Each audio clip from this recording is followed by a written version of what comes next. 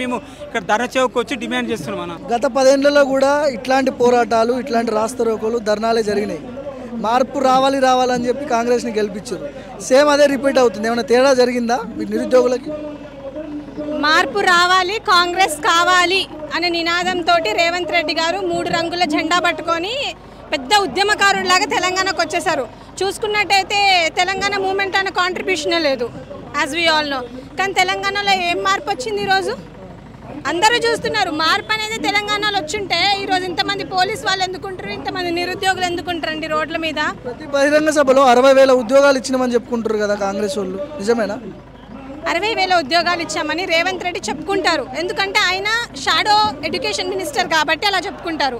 నిజంగా education minister అయి ఉంటే ఇంతమంది చదువుకున్న దానికి ఏదో ఒకటి చేసేవాళ్ళు. కానీ he's not an education minister, he's not capable to become an education minister. నిజంగా ఎడ్యుకేషన్ మినిస్టర్ అయి ఉంటే ఇంతమంది ఎందుకు సఫర్ అవుతారు? అసలు 60,000 ఉద్యోగాలు కాదండి. ఇంతకుముందు 2 లక్షలు అన్నారు ఒక ప్రోగ్రాంలో 1,60,000 అన్నారు. కానీ వాళ్ళు ఇచ్చింది కనీసం ఒక 6,000 to 11,000 అనుకుంటా. అది కూడా ప్రీవియస్ గవర్నమెంట్ ఇచ్చిన నోటిఫికేషన్స్ని మాత్రమే ఫిల్ చేసింది. There is no new recruitment అండి. డిఎస్సిలో కూడా 5,000 ప్లస్ ఇంకో 6,000 కలిపి డిఎస్సి నోటిఫికేషన్ కూడా ఇచ్చారు. వీళ్ళు వేస్తా అనేది మెగా డిఎస్సి. కానీ ఏమైంది అది? ఎట్లా? ఇప్పుడు మనకు మెగా డిఎస్సీలు ఇచ్చి ఎగ్జాంపుల్ మనకు మెగా డిఎస్సీలు ఇచ్చి మనకు అన్ని జాబులు ఇస్తే ₹1,00,000 ప్లేట్ భోజనం ఎలా తింటారు చెప్పండి?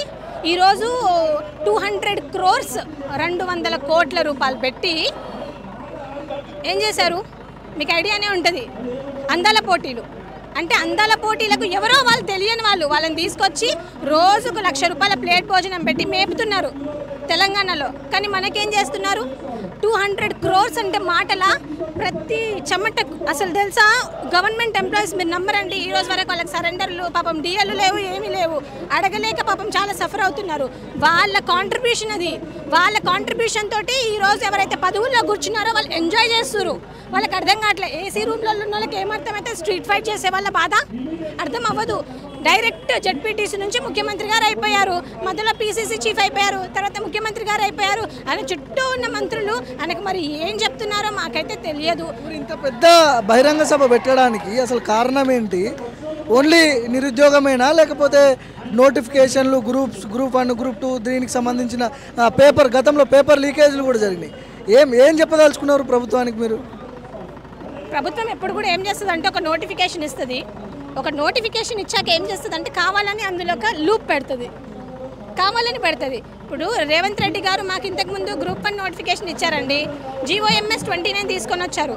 GO నెంబర్ 29 అనేది ఎవరు తీసుకొచ్చారు? ముఖ్యమంత్రి గారు సిగ్నేచర్ పెట్టకుండానే పాస్ అయిపోతుందా? ముఖ్యమంత్రి గారు పెడితేనే కదా ఒక GOMS అనేది పోతుంది. అలాంటి GOMS తీసుకొచ్చి ఎంతమంది ST SC BC స్టూడెంట్స్ని ఎగ్జామ్ రాకుండా ఆపేశారు మీరు. ఎంత పెద్ద స్కామ్ అది, ఎంత పెద్ద తప్పది. GO నెంబర్ 59 తీసుకొచ్చారు కదా, 29 రద్దు చేసి, అదేనా మీరు అనేది?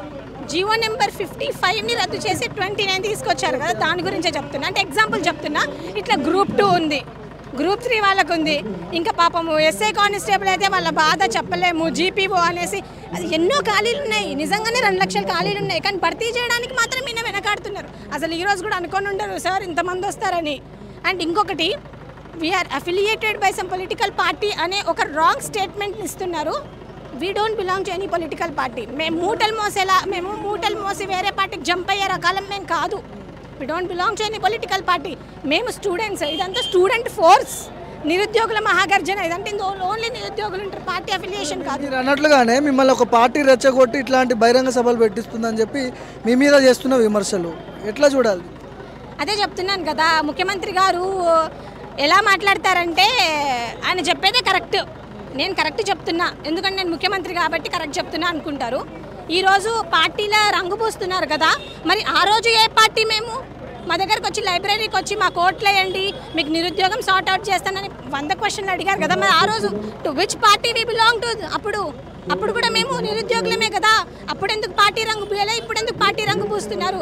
Completely this Congress government betrayed us అండి. 2 లక్షల జాబ్ 2 లక్షల నోటిఫికేషన్స్ ఇస్తామని చెప్పేసి ఏదేదో ఎక్కడో ఉన్న ప్రియాంక గాంధీని పట్టుకొచ్చి ఇక్కడ కూర్చోబెట్టి ఏదో అందరినీ మభ్యపెట్టి ఈరోజు గద్దెనెక్కారు ముఖ్యమంత్రి గారు. But they have not done anything అండి. గతంలో కూడా ప్రియాంక గాంధీ, రాహుల్ గాంధీ అశోక్ నగర్కి వచ్చి మీకు హామీ ఇచ్చారు. ఏం హామీ ఇచ్చారు? నిలబెట్టుకోలేదా? ఎట్లాంటి హామీలు ఇచ్చారు? గతంలో అసలు యాక్చువల్గా మీకు తెలియదు ఏముందండి, 10 సంవత్సరాల నుంచి where is Congress party? when the BRS is ruling, where is Congress party? At least we are not any party affiliated అండి. కాకపోతే ఉన్న వాస్తవం చెప్పాలి, బీఆర్ఎస్ గవర్నమెంట్ ఉన్నప్పుడు ఇన్ఫ్రాస్ట్రక్చర్ డెవలప్ అయిందా లేదా? డెవలప్ అయింది. ఈరోజు చాలామంది seriously we are happy for whatever we are. And మేము కేసీఆర్ గారికి కూడా చాలా థ్యాంక్స్ చెప్పుకుంటున్నాం ఈ విషయంలో. కానీ ఏదైతే కాంగ్రెస్ గవర్నమెంట్ ఉందో అది ఫెయిల్ అయిపోయిందండి. 18 monthsలోనే కంప్లీట్లీ ఫెయిల్. 2 yearsకే జడ్జిమెంట్ ఇవ్వచ్చా? 2 yearsకే 1 yearలోనే అన్ని హామీలు నెరవేరుస్తామన్నారు. ఇచ్చినారు గ్యారంటీలో ఏ గ్యారంటీ ఫిల్ చేయలేదు. ఒక ఫ్రీ బస్ పెట్టారు. ఫ్రీ బస్ పెట్టి పాపం ఆర్టీసీ ఛార్జీలు ఎంత పెంచేశారు తెలుసా? మహబూబ్ నగర్ నుంచి ఇక్కడికి రావడానికి 220 రూపీస్ పే చేయాలండి. సామాన్య ప్రజలు ఎట్లా పే చేస్తారు చెప్పండి? ఓవరాల్గా ఈ నిరుద్యోగుల గురించి చెప్పండి. నిరుద్యోగులు ఏం ఆశిస్తున్నారు, ఏం డిమాండ్ చేస్తున్నారు? ప్రభుత్వం వినే సిచ్యువేషన్లో ఉంది అసలు? మీరు చెప్పే ఈ సభలు పెడుతున్నారు, ఈ ధర్నాలు చేస్తున్నారు, కానీ ప్రభుత్వం పట్టించుకుంటుంది అసలు? ప్రభుత్వం పట్టించుకోకపోతే ఇదే కాంగ్రెస్ పార్టీ లాస్ట్. పట్టించుకోకపోతే this would be the last for the Congress party in Telangana. ఇప్పుడు కూడా లోకల్ బాడీ ఎలక్షన్స్లో all of us will join, for sure will join. అందరం వెళ్తాము, ప్రతి గ్రామాలకు వెళ్తాము. మీరు మా వేవి ఫుల్ఫిల్ చేయకపోతే we will definitely strive for our rights అండి. లోకల్ బాడీ ఎన్నికలు అని చెప్పి అంటున్నారు. దగ్గరలోనే నోటిఫికేషన్ కూడా రెడీగా ఉంది. ఒకవేళ ప్రభుత్వం వినకపోతే, పట్టించుకోకపోతే మీరు ఏం చేయబోతున్నారు నిరుద్యోగుల తరపు? ఇలాంటి ఇప్పుడు ఇక్కడ చేసాము, తర్వాత ఏదో పెద్ద గ్రౌండ్లో చేస్తాము. ఇంకా చేయలేదనుకోండి ప్రతి డిస్ట్రిక్ట్లో ఇలాంటివి చేస్తాము. We will not stay quiet అండి. మా ఉద్యోగాలు, మా పేరెంట్స్ రెక్కలు ముక్కలు చేసుకొని కష్టపడి డబ్బులు పంపిస్తే మేము చదువుకుంటున్నాం ఇక్కడ. రేవంత్ రెడ్డి గారు మాకేం డిస్కౌంట్లు బోనస్లు ఇవ్వట్లేదు ఇక్కడ చదువుకోవడానికి. This is our right. Notification is our right. మేము నిరుద్యోగులు చాలామంది కష్టపడి వాళ్ళ ఆత్మ అంటే వాళ్ళు త్యాగాల మీద వచ్చింది. మీరు కూర్చొని హాయిగా ఎంజాయ్ చేస్తామంటే ఎట్లా చెప్పండి? This is not fair. Chief minister గారు కానివ్వండి, even Rahul Gandhiji, Priyanka Gandhiji, I'm requesting you to fulfil the promises which you have given to the Telangana people. You are betraying everyone. You betrayed already. మీరు ఢిల్లీ ఎలక్షన్స్కి వెళ్ళారు, ఎందుకు ఓడిపోయారు? దీని గురించే. మీరు మహారాష్ట్రలో ఎందుకు ఓడిపోయారు? దీని గురించే. సో ఏదో ట్రాన్స్లో ఉండకండి మీరు. You are not doing anything. మీరు తెలంగాణలో ఏం చేయట్లేదు sir. You have to keep concern. You have to show concern on the people of Telangana. This is something I want to request our chief minister గారు and the so called ministers who have been sitting in the. మీరు ఎప్పుడైనా కలిసారా ప్రభుత్వంలో ఉన్న ministers కానీ MLAs కానీ? కలిసి memorandum ఇవ్వడం, మీ బాధలు చెప్పుకోవడం, మాకు ఉద్యోగాలు కావాలి, మా పరిస్థితి ఇలా ఉందని చెప్పి ఎప్పుడైనా చెప్పారా? కనీసం అపాయింట్మెంట్ ఇచ్చారా వాళ్ళు? ఫస్ట్ థింగ్ మేము కలిసాము, ఇచ్చాము. గ్రూప్ 2 అప్పుడు ఇచ్చాము. GO 29 గురించి కూడా మేము చెప్పాము.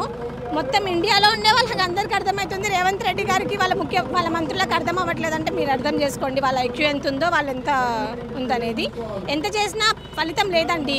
ఎందుకంటే ఒక చదువుకున్న యువతని తీసుకొని పోయి మీరు ఎమ్మెల్యేలు, ఎంపీలు చేయండి. యూత్కి మీరు ఇవ్వండి. యూత్కి మీరు వాళ్ళకి సపోర్ట్ చేస్తే డెఫినెట్గా మన తెలంగాణ భవిష్యత్తు మారుతుంది. కానీ కంపేర్ చేసుకుంటే బీహార్ అండ్ AP చాలా బెటర్ అండి. గతంలో ఇదే నిరుద్యోగుల కోసం పోరాడిన బల్మూరి వెంకట్ కావచ్చు, డాక్టర్ రియాజ్ కావచ్చు, వీళ్ళు కనీసం వీళ్ళని రెస్పాండ్ అవుతున్నారా మీకు?